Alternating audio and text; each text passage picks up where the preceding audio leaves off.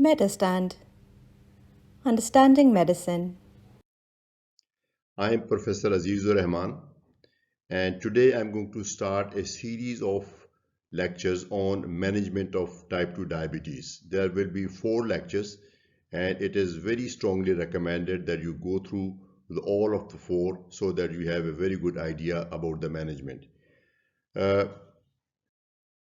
First of all, let me give you an outline of the management. There are certain components. Management is not just prescribing something, it involves a lot of other things. So there are 5 or 6 components which you need to address.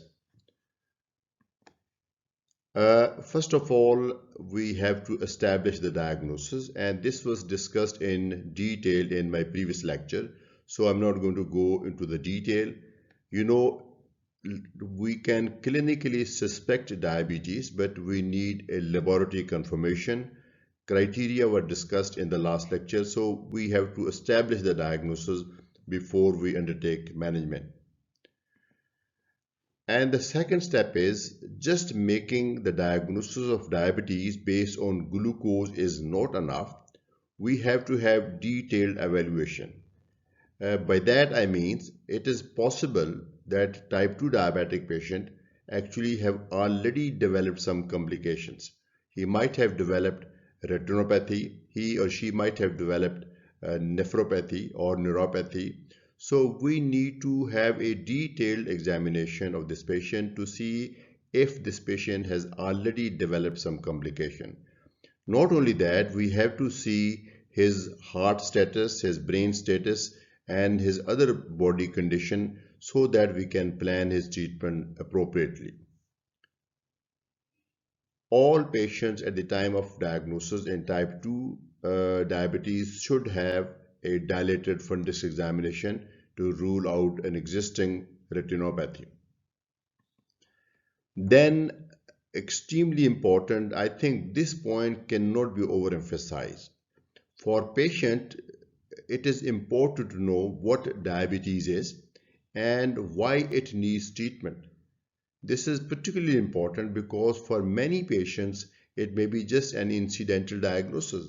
Patient may not have any symptoms at all, and medication is going to give him some side effects and certainly going to cost him some money. So I think we need to sit with the patient and explain to him that diabetes, if not treated with time, can cause complication. And you have to also explain that time is money here. If we take action now, that is going to reward for the whole life. Typically in type 2 diabetic patients, even if not treated, for first 5 to 10 years, there are no complications. Later on, once complication starts, they are really progressive and our treatment options are limited. So I think we need to counsel the patient why this disease needs to be treated, and also about diet and exercise and side effect of medication. So I think it will require at least half an hour session. Either you do it yourself or one of your colleagues, specially trained nurse, health educators, somebody needs to sit with the patient and explain what diabetes is.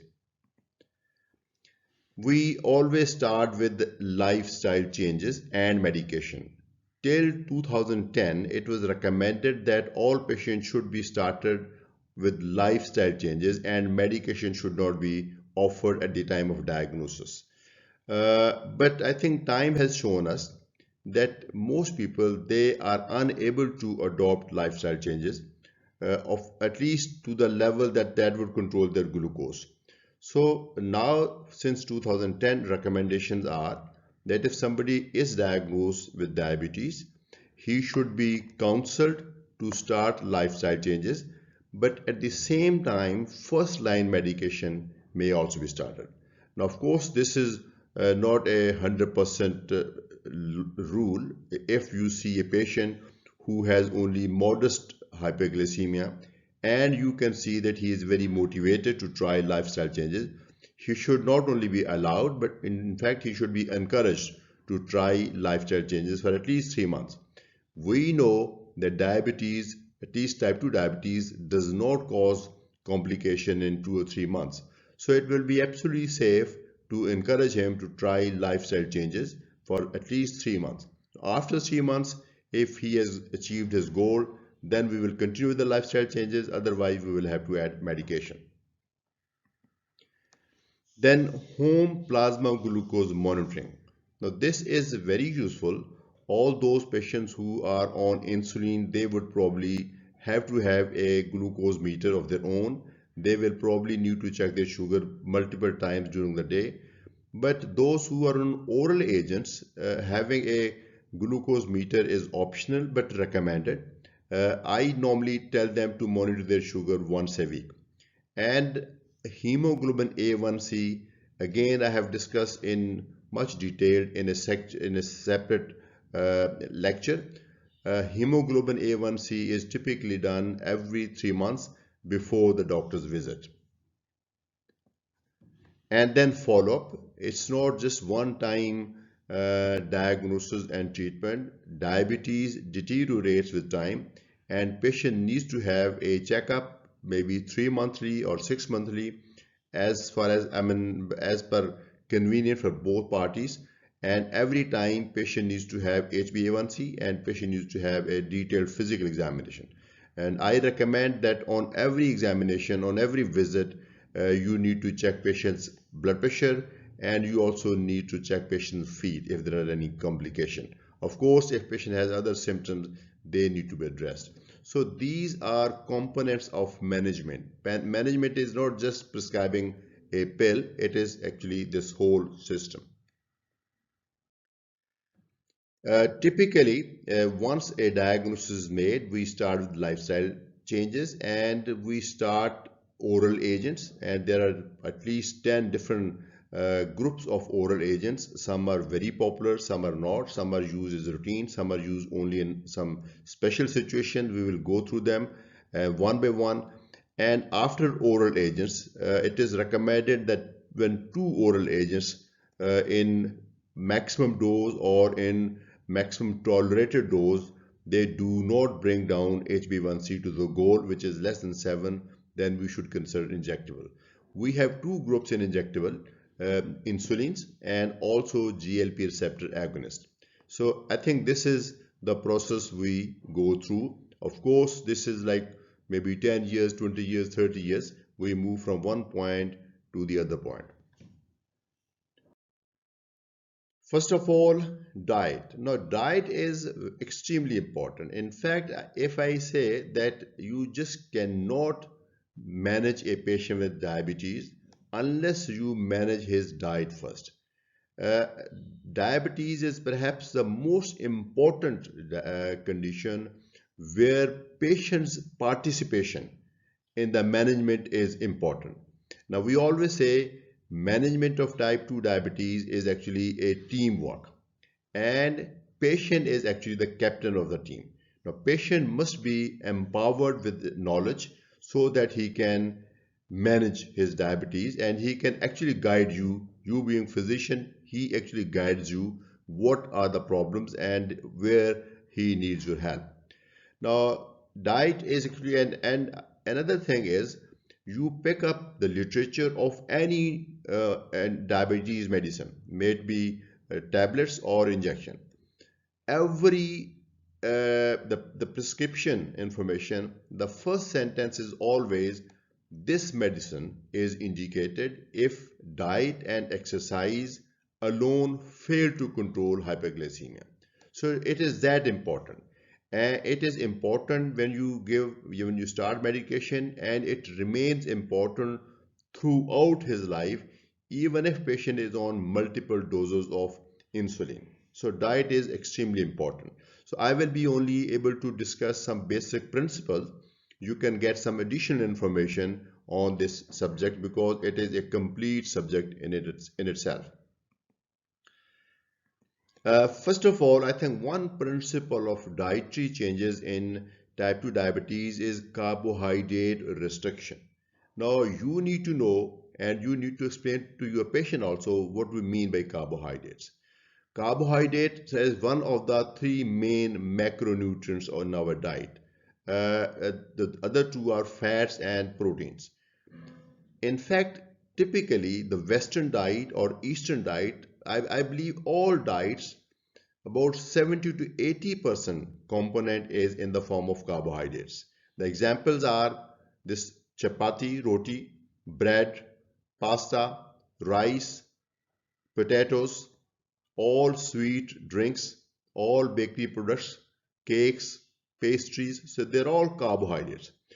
And main source of carbohydrates is, I think, the bread and the bakery products. Most patients, even before coming to you, will stop or reduce their sugar intake, the sucrose intake, because they think that is what is important. So you need to explain to the patient it's not just the sucrose, anything which is carbohydrate, especially the plain carbohydrates, the carbohydrates which are readily digested, like white bread and rice, they're very easily digested. Their glycemic index is in fact more than sucrose. The complex carbohydrates are okay, like lentil, like beans, like this whole wheat bread. So I think, and the fruit with fiber, they are okay and they should be allowed. And plain or simple carbohydrates should be restricted as much as you can. Now let me explain one thing. Although carbohydrates are essential part, they're actually regular part of our diet, all diets, but carbohydrates are not at all essential. So, and of course, it is not the aim to completely eliminate carbohydrates from our diet. That is actually not possible. So aim is to bring it to like around 50%. And I think this is very, very important. And you need to explain to the patient what carbohydrates are and how to restrict them. And in this context, I'd like to explain that the artificial sweeteners, as far as their effect on glycemia is concerned, they are neutral because they do not have any glucose in them. There are some questions about their safety, especially the long-term safety, but generally the artificial sweeteners are considered safe, and they are certainly very useful when you want to control their glycemia. Then caloric restriction. Most patients with type 2 diabetes, they are overweight. So we need to restrict their total calories. So when you restrict carbohydrates, maybe if you do not explain them properly, they will increase their fat intake and they will increase their protein intake. So I think their total caloric intake should also be reduced so that they can manage weight. Weight management is extremely important, and when we consider weight management, there are two things which are important: diet and the exercise. I think 80% effect, 80 to 90% effect is that of diet, and 10 to 20% is the effect of exercise. Both should be done together, but most of the effect comes from the dietary restriction. So I think you can tell the patient that you restrict everything and you take everything but in a smaller quantity, so that with exercise you can lose some weight. Then fats, because one major complication of type 2 diabetes is macrovascular disease, and macrovascular disease is caused by premature atherosclerosis, and in atherosclerosis one main player is the fat and cholesterol. So in diabetic patient, it is recommended that they should restrict their total fats, and I think total fat should be reduced, and particularly saturated fatty acids. Those fats which are solid at room temperature, like ghee or banaspati ghee, butter, margarine, they have this saturated fatty acids, so they should be reduced. Monounsaturated fatty acids and polyunsaturated fatty acids should be increased in place of this saturated fatty acids. They may have, actually these fatty acids, they may have some beneficial effect in their own right, but actual purpose is that you restrict saturated fatty acids and you substitute with the monounsaturated fatty acids and polyunsaturated fatty acids. Like all vegetable oils, at least most of the vegetable oils like olive oil, canola oil, sunflower oil, they all have these monounsaturated or polyunsaturated fatty acids. So I think this should be encouraged. Then fiber. Fiber is actually a great thing because it provides bulk to our stool, and many patients with diabetes they develop constipation if they do not take enough fiber. Fiber also works like a filler, gives you satiety, and also helps, I think, to reduce the absorption of plain carbohydrates. So patients should be encouraged to take fiber. Fiber can be taken in the form of whole fruit. Fiber can be taken in the form of psyllium husk or this isabgol, or fiber can be taken in the form of cucumber or tomatoes, something like that. So I think fiber is extremely important. So this is 4 components of diet you need to explain. One, I think very important is that it is very hard to eliminate something completely from your diet. Now we know since all carbohydrates are equivalent, patient can even take dessert. Type 2 diabetic patient can even enjoy dessert.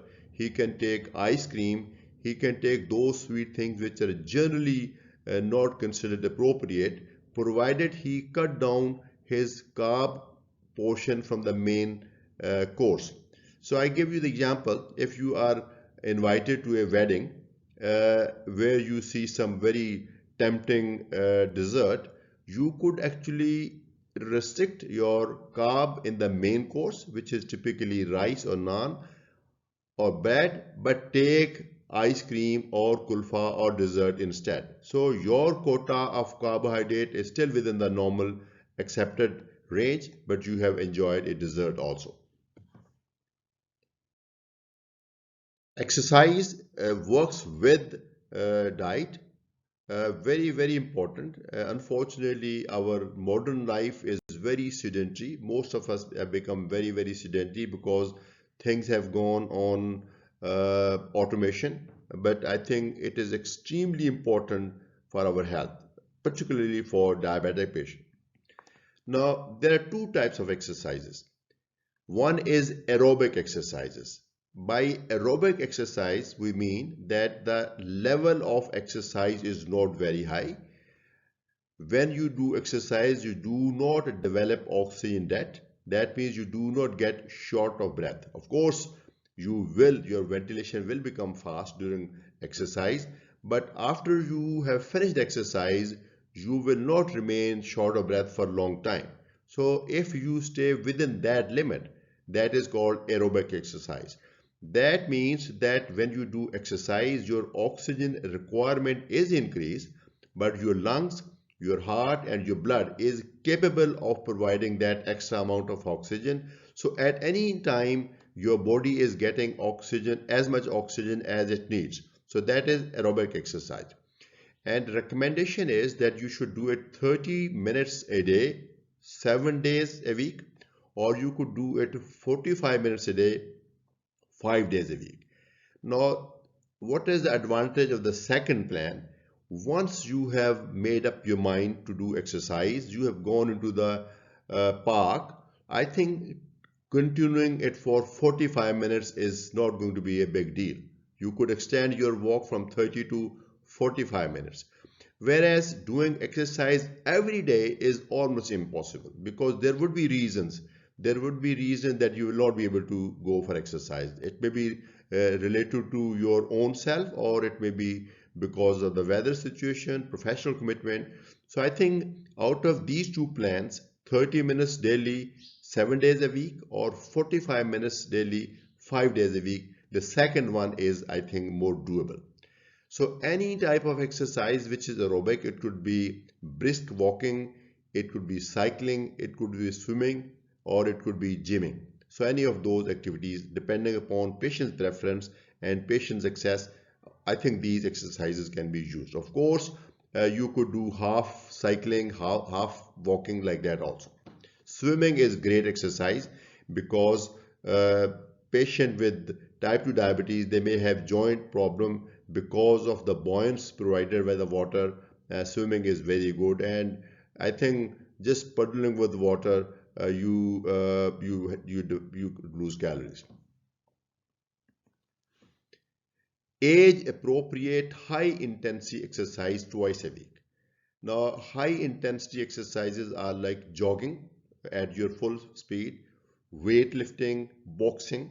So these types of exercise which need a lot of force and you can do only for few minutes, and you always develop oxygen debt. That means after you're done this with exercise, you will remain short of breath for a few minutes.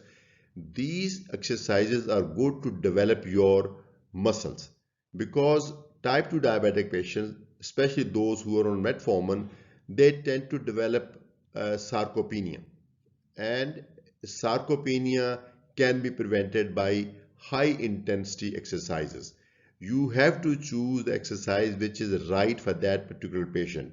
If patient is very frail, then of course you cannot opt for a very high intensity exercise. So whatever patient's preference is, 1 or 2 times a week, high intensity exercise, 15-minute session, and of course this we have already discussed. So these two along with diet is the basis of the management of type 2 diabetes before we consider medication. Now medication, most patients even at the time of presentation they have fairly high HbA1c, so they actually need medication to start with. Now this is the overall plan. I'm not discussing individual agents at this stage, and we will discuss them in the subsequent slides. So typically, single oral agent is started and escalated to full recommended dose or full tolerated dose. And increments can be made every 2 weeks or maybe every 4 weeks. And once patient is on stable dose, and I think patient is then re-evaluated after 3 months with HbA1c. If HbA1c is at goal, then the same is continued. But if HbA1c is not at goal, then we add a second agent. First agent is almost invariably metformin, but second agent could be one of those 6 or 7. We will discuss in detail later. So second agent is added, and then second agent is escalated to the maximum tolerated or maximum recommended dose.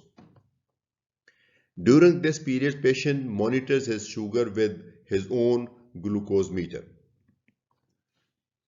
Again, after 3 months, we have the evaluation. Third oral agent or injectable started and up titrated.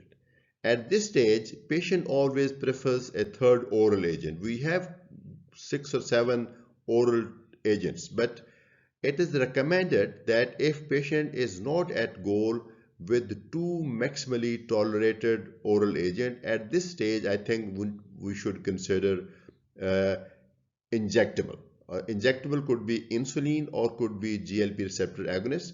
Now we will discuss their role in the subsequent slides. If patient is not ready for injectable, then another oral can be added. Then ultimately, of course, insulin is added. Insulin is the ultimate because insulin has the maximum glucose lowering effect, and insulin works when all others have failed, because insulin is made by nature and it is actually designed, it is made for glucose lowering, so it always works. And insulin is not dependent on any other thing like these agents. They work like sulphonylurea, they depend on beta cells. So I think insulin does not depend on anything. Insulin always works. But let me make a statement here. Insulin may be better, is definitely better in this situation, but insulin is not unconditionally better than oral agents. In earlier cases, I have a very strong opinion that oral agents, at least some of them, they provide better glycemic control and they correct the underlying disease process better than insulin. Insulin also has a downside. Insulin has got great upper side, and we will discuss when we have a lecture on insulin. So this is the overall plan of medication. Now let's discuss these agents individually. Okay, so we can actually start at any time. If it is a newly diagnosed patient, we would like to start here. But if patient comes to you for the first time somewhere later, sometime later, then you can start anywhere. Now, even in a newly diagnosed patient, it is possible to start with at least 2 agents. Recommendations for 3 agents, I don't really know that there are any recommendation to start with 3 agents, but American College of Clinical Endocrinologists and some other organizations, they recommend that if HbA1c is high, like 9 plus, then you could actually start with 2 agents combination. Now, these are the drugs. I'll just go through this list, and we have a group of bigonoids, very old drugs, and the only surviving member of this class is metformin, and very, very popular drug we will discuss in the next slide. Then we have sulfonylureas. These are also very old drugs, and there are 3 members: glibenclamide, glimepiride, and gliclazide. They're all 3 available. These 2 are later generation, offering some advantages. Glibenclamide is the second generation or the older generation, very, very effective, but is more prone to cause hypoglycemia. Then pioglitazone, we had 2 members of this TZD, thiazolidinediones, or PPAR gamma agonists. We had 2 members, pioglitazone and rosiglitazone.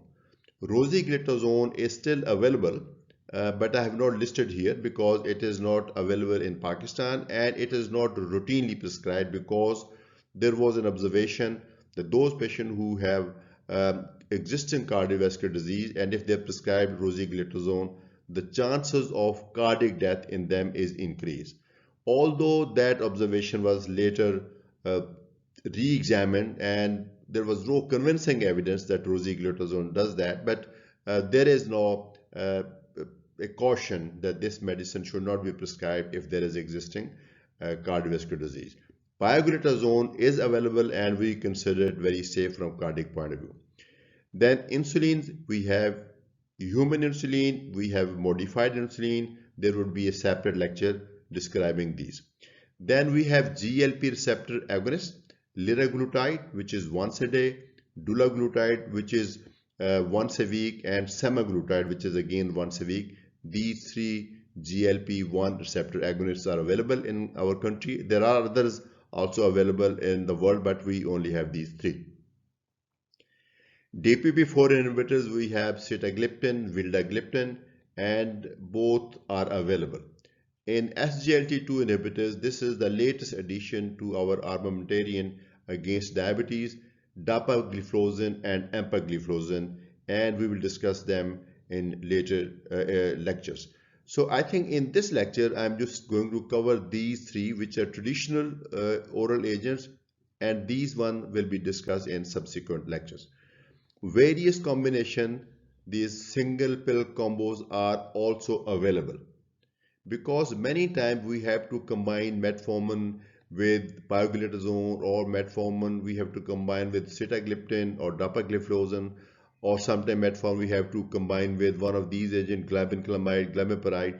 So many pharmaceutical companies, they have come up with this idea to make combos. So prescribing combo will actually lower pill burden, and they will also be slightly cheaper than taking these two medicines separately. Metformin with sulfonylurea, with DPP-4 inhibitors, TZDs, and SGLT2 inhibitors combos are available. Sulfonylureas with metformin and TZDs combinations are available. No triple combo available, although metformin with sulfonylurea as a separate pill, or metformin with DPP-4 inhibitors and SGLT2 inhibitors make very good sense to me. So, but these triple combinations are not yet available. So as I said, I'm going to cover these 3 in this lecture, and remaining we will discuss in some other lectures. Now, first of all, let's take this metformin. The main characteristics, mechanism of action: it suppresses hepatic glucose production. And I'm sure you know that in type 2 diabetes, liver is producing too much glucagon even in the fed state when it is actually not needed. In the fed state, glucose is coming from the intestine and it is not needed that liver should produce glucose, but because of high glucagon level, liver is producing glucose even in the fed state. Metformin suppresses that. And metformin also improves insulin resistance, so it helps entry of glucose into the muscle cell fat cells, helping to bring glucose level down. And metformin does not depend on beta cell. Now, why it is important? Because if any medicine which works through the beta cell is likely to cause hypoglycemia. And second thing is the beta cells with the time they deteriorate, and all type 2 diabetic patient, even if they are on a regular medication, with the time there will be progressive beta cell loss. So if there is any medicine which works through beta cell, then it will lose its action. Since metformin does not depend on beta cells, typically we start with metformin and we escalate the dose to the maximum. Other agents are added, other injectables are added, but metformin is continued till the time that it becomes a contraindication if patient's GFR drops below 30. When GFR drops below 45, we reduce the dose, but once GFR is less than 30, then we have to stop metformin. Now, if this situation comes, you need to explain to the patient it is not the metformin which has caused this kidney damage, but because of the kidney damage is most probably caused by the diabetes. So because of the kidney damage, we have to now either reduce the dose or we stop metformin, because metformin is excreted only through the kidneys. So if kidney functions are down and you're using the standard dose of metformin, it is likely that patient will develop toxic level of metformin. So that is the reason we need to discontinue. Now let's discuss its upper and lower side. The upper side is very strong. It is very well tolerated. Mostly there are no side effects, no hypoglycemias, because the role of it doesn't function through the beta cell. No weight gain. So these are two great advantages. No hypoglycemia, no weight gain. In fact, whenever we have a new anti-diabetic medication, we judge it if it causes hypoglycemia or it causes weight gain. So I think this medicine has a good quality that doesn't cause hypoglycemia and weight gain. Of course, if somebody is on combo pill, then the other agent can cause hypoglycemia. And one, I think, property of metformin which I love is that it pairs perfectly with many other oral agents. That is why we have at least 6 different combo pills available with metformin. Cardiovascular safety.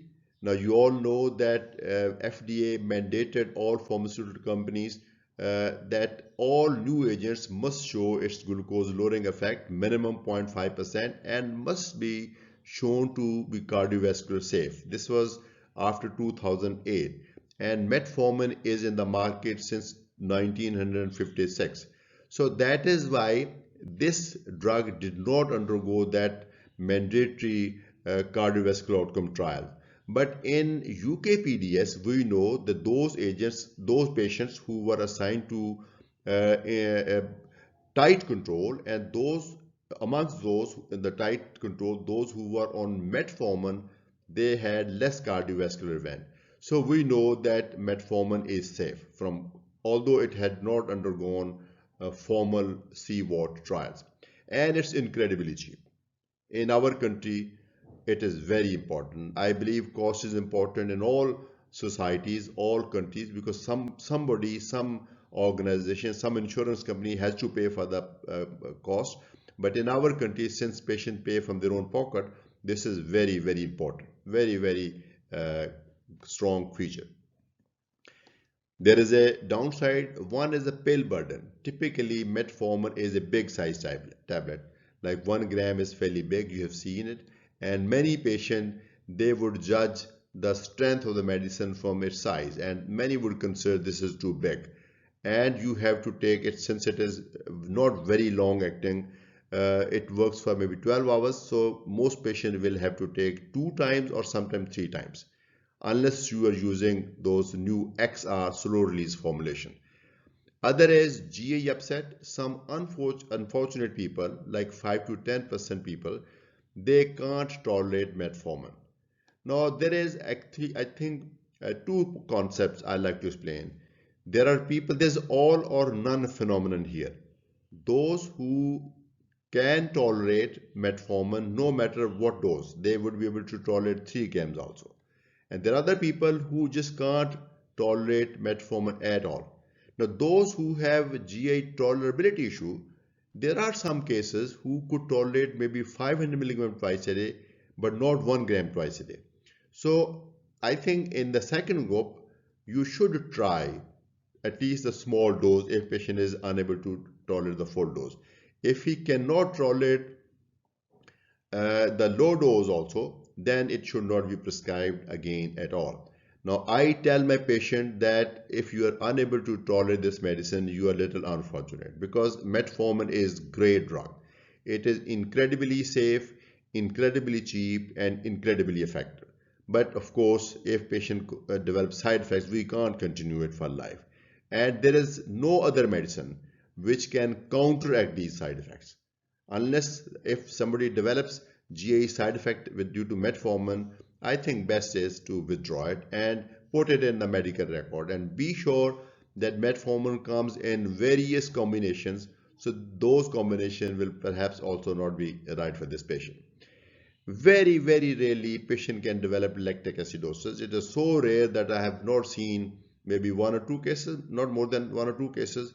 And I think lactic acidosis actually develops when metformin was started in a person where it was actually contraindicated to begin with, a patient with chronic renal disease. So I think you shouldn't be worried about lactic acidosis. It is very, very rare. Now, the second group is from the traditional medicine that are called sulfonylureas, and the main characteristics, mechanism of action, they stimulate beta cells, just like glucose does. It stimulates beta cell irrespective of plasma glucose level. So glucose stimulates beta cells, but once glucose level is normal, the stimulation stops.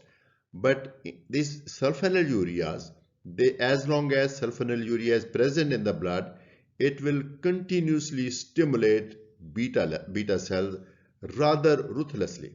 So it will continue to produce more and more insulin, and that is the mechanism of action. That translates into great efficacy. So these drugs are highly efficacious because they produce more insulin. But because sometimes there may be insulin in the body when it is not needed in the fasting state, so that's why they may cause hypoglycemia. The effects tends to wean off as beta cells are lost progressively, as beta cell loss is progressive. Grammatically, it's not correct statement, but as beta cell loss progresses, since this drug works through the beta cell, then the effect of sulfonylurea is reduced with time, and a time comes when sulfonylureas become ineffective. In the highest dose, highest recommended dose, they become ineffective. The upper side, very well tolerated. Most patients, they can tolerate these drugs, and usually small size tablet, and they also pairs perfectly with other oral agents, and they are also very cheap. Even today, although the recommendation for sulfonylureas are not very strong, the new guidelines, they do not mention sulfonylureas, at least in the first, second, third step. They are mentioned usually down, or maybe those patients who cannot afford expensive medicine. But still, all over the world, in my observation, after metformin, the second commonest drug used is sulfonylureas, because they have been in the market for maybe 5 decades and generally very effective, generally very safe. Patients usually love them, and that is why they are still very popular. They can cause hypoglycemia, they can promote weight gain. Of course, uh, this can be prevented to a certain extent, at least if you explain to the patient it is not the sulfonylurea which is going to cause weight gain, it is the associated increased food intake. If patient develops hypos, then he will eat more and he will develop weight gain. So I think that is one thing. And cardiovascular safety not established, because these drugs are also in the market before 2008, so they were also not subjected to CVOT trials. Uh, there is some data that they may have very slight negative effect on cardiovascular outcomes. But that data is not very robust, so we still feel comfortable with these drugs, although we know that they do not extend any additional benefit, but they are sort of safe in cardiovascular. Of course, if somebody has coronary artery disease and he develops hypoglycemia due to sulfonylurea, then that patient could develop some problem. Otherwise, these drugs are cardiovascular safe, relatively. Now, the third group which we are going to cover today is the TZD, thiazolidinediones. The main characteristics, they upregulate the intranuclear PPAR gamma receptors. So these are special receptors not present on the cell surface. They are present within the nuclei in the liver and the fat cells. And this medicine goes right into the nucleus and upregulate these receptors, and that translates into making formation of some proteins, some insulin receptors, and it improves insulin resistance. So that is the great effect. I think this is the greatest strength of this group, that they improve insulin resistance. We know that insulin resistance is an extremely important component of type 2 diabetes, at least the initial part.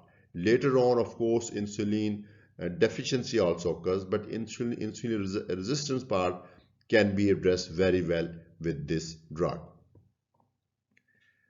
The upside, very well tolerated, convenient OD administration, durable action. By that I mean, since they work through the nucleus, they take some time before their action starts. But if you stop them, their good effect also lasts for several weeks. So that is what I mean by durable effect. Sulfonylurea, for example, if you just skip one single pill, the effect will be lost. Whereas with TZDs, skipping pills that does not take away all the benefit. And once we stop them, the beneficial effect and of course the side effect will stay for some time. So that means durable effect. And they are economical, no hypoglycemias, ideal before insulin. If patient is taking secretagogues with metformin and still sugar glucose is not controlled, that means that these patients have insulin resistance. So before you consider giving them insulin, because that injected insulin might not work because there is insulin resistance, it may be a good idea to try TZDs because they address insulin resistance, and then your own insulin, which is produced with the help of secretagogues, it might start working. And I have seen many patients who are on maximum 2 oral agents. They are not yet ready for insulin. After counseling, I add TZDs, and next visit they come very happy that their sugar is controlled.